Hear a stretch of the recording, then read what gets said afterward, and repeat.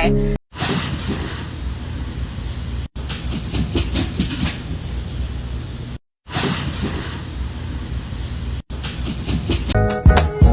There. Chosen one, you are a living testimony. Everything that was sent your way to destroy you and break you, you overcame. You overcame the offense. You overcame the attacks of the enemy. Overcame every single one. Even the ones where you were outnumbered, even the ones that caught you off guard, even the ones you did not even see coming, you overcame. Even the ones where your intuition was telling you and warning you to stay away, but you ignored it. And that trauma that came from it made you realize, let me listen to my intuition next time. You overcame that too. How do you know? Because you are sitting here right now in this very moment. You overcame it. You see, when you tell your story about what you have endured and what you have been through and how you've gone through decades worth of trauma and pain, just one thing after another, where it seems like you cannot catch a break. It's painful for people to even listen to, let alone it's painful enough for you to endure it. But listen, when other people hear what you have been through, they do not see how they could have made it or how they could have survived. They look at your journey as it was just too painful to endure, because it's heavy for them to even hear what you've been through.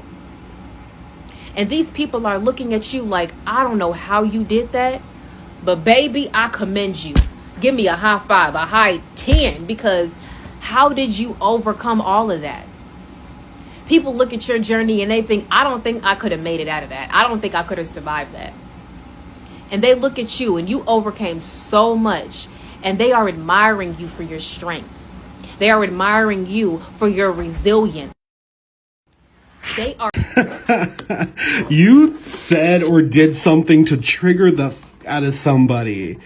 Somebody was triggered. Now, sometimes communication doesn't have to be explicitly like, oh, I verbally said this. There was an action here that triggered somebody, and the lovers in reverse. There was a loss of a situationship, a loss of a friendship, a lack of union, or a lack of harmony between this dynamic because of what was said. Now, I don't think it was a situation where you were in the wrong. I think you were justified in the form or act of communication that was here. Ooh, this feels very specific, so only take this as if this is your message. But like, there was something that was said that really shifted something. It changed the dynamic.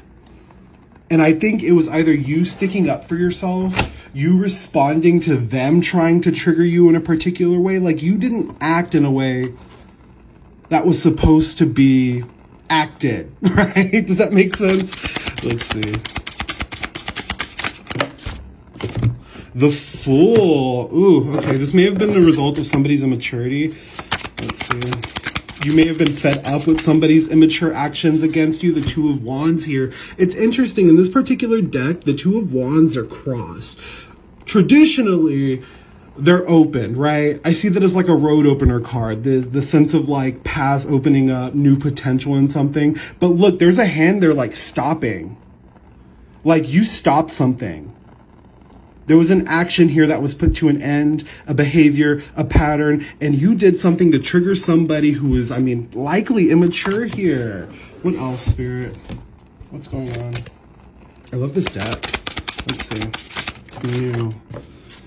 Let's see, the Emperor. Oh, this is like divine masculine energy. He's been popping up quite a bit here. This could be masculine energy, somebody who's more dominant or more in their ego, right? You likely triggered somebody and it was a blow to the fucking ego for them, right? They didn't expect this. They didn't expect you to switch it up on them, but you did.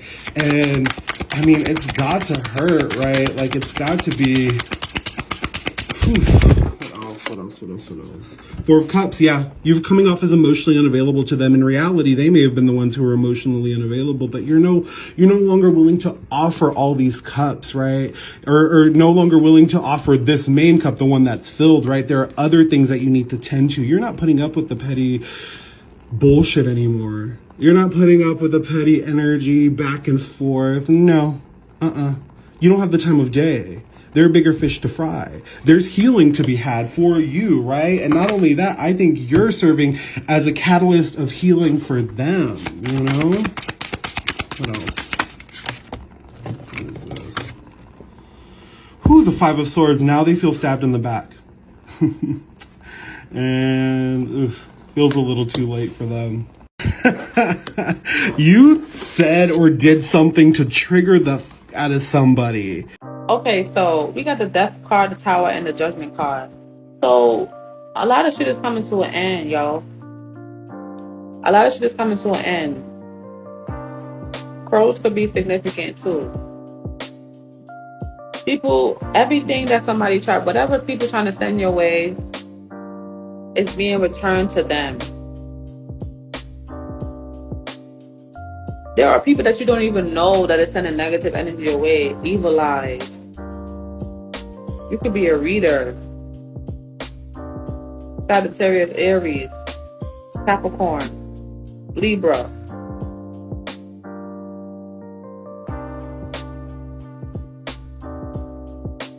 Family too. Your family could be hating on you. You could be a high priestess. You know, I heard you know too much. You simply know too much. You have a special connection with the divine. People trying to be like you, trying to steal your style, trying to talk like you, trying to be funny, but they have no originality. They're just fake. They're just false. Some of these people are in spiritual jail. Okay? They copy everything that you do, copy the messages that you do. For some of you who are readers on here, straight copycat energy. This person could be older than you. I heard Leo. Somebody could be a Leo. And then the sun card. The sun card is out here, so the spirit's that double confirmation.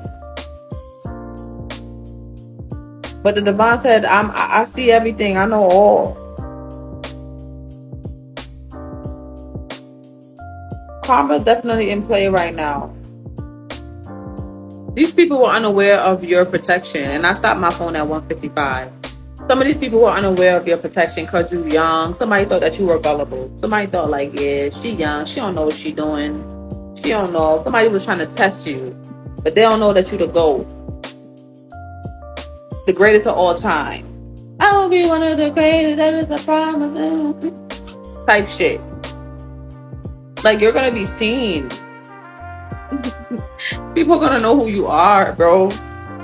And then, listen, it cannot stop this. Look, Empress and the Nine of Cups. Your accomplishments speak for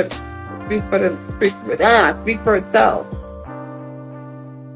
What you're about to obtain from the divine is going to speak for itself. You don't have to say nothing. Just continue to do what you need to do. We're going to do a part 3. People are mad, sick to their stomach. You're the GOAT. Wrong position. And this is what God whispered to my heart. He said, you can say, I love it here because you are loved here. I need everybody to hear me say this. I know this is not probably what you were thinking, but the reason I can say here is holy, because I know the one who sent me here, allowed me to come here, is sustaining me here, and then will walk me out of here. I can say I love it here because I am loved right here. And somebody needs to hear me say that, because you've been trying to polish yourself up and get yourself in a place to be presentable to God and others and all this. And God says, stop all of that. You wearing yourself out. He said, even though your situation is unfavorable, you are my favor. I'm looking at you dead in your eye with the baby out of wedlock, with the miscarriage, with the third failed business. And you can literally say on your way to bankruptcy court, I love it here because I'm loved here. This is the human's greatest need, to know that wherever they are actually loved. And I came, if you turn this segment off and you never watch again, the one thing I hope that you get is that you are loved. And this